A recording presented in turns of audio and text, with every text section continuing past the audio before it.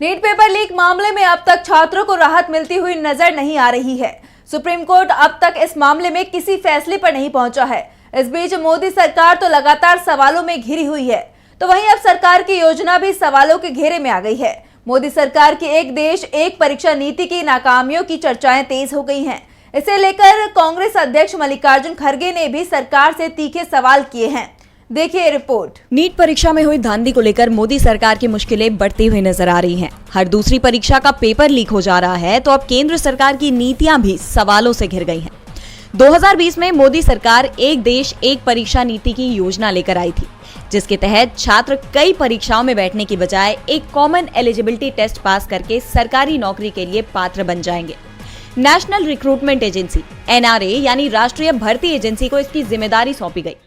लेकिन एक media report में खुलासा सामने आया है कि ये एजेंसी पिछले 4 साल में करीब 58 करोड़ खर्च करने के बावजूद अभी तक एक भी परीक्षा नहीं करा पाई है।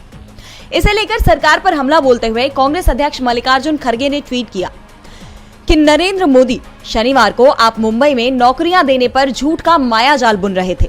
मैं आपको दोबारा याद दिलाना चाहता हूं कि आपने NRA नेशनल रिक्रूटमेंट एजेंसी की घोषणा करते हुए क्या कहा था। अगस्त 2020 में आपने कहा था कि NRA करोड़ों युवाओं के लिए वरदान साबित होगी। सामान्य पात्रता परीक्षा के माध्यम से ये कई परीक्षाओं को समाप्त कर देगा और कीमती समय के साथ साथ संसाधनों की भी बचत करेगा। इससे पारदर्शिता को भी बड़ा बढ़ावा मिलेगा। हमारे 3 सवाल हैं। NRA ने पिछले 4 वर्षों से एक भी परीक्षा क्यों नहीं कराई? क्यों NRA को 1517.57 करोड़ का फंड मुहैया कराने के बावजूद 4 वर्षों में अब तक केवल 58 करोड़ रुपए खर्च किया गया है? NRA सरकारी नौकरियों की भर्ती के लिए संस्था बनी थी। क्या जानबूझकर NRA को निष्क्रिय रखा गया ताकि SC, ST, OBC व EWS युवाओं से उनके आरक्षण का हक छीना जा सके?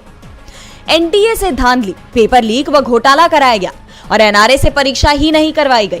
शिक्षा प्रणाली को तहस नहस करने का और युवाओं के भविष्य को तंग तबाह करने का बीड़ा बीजेपी RSS ने उठाया है। PS, हमने NRA का मुद्दा पहले भी उठाया था, पर मोदी सरकार मौन व्रत धारण करके बैठी हुई है।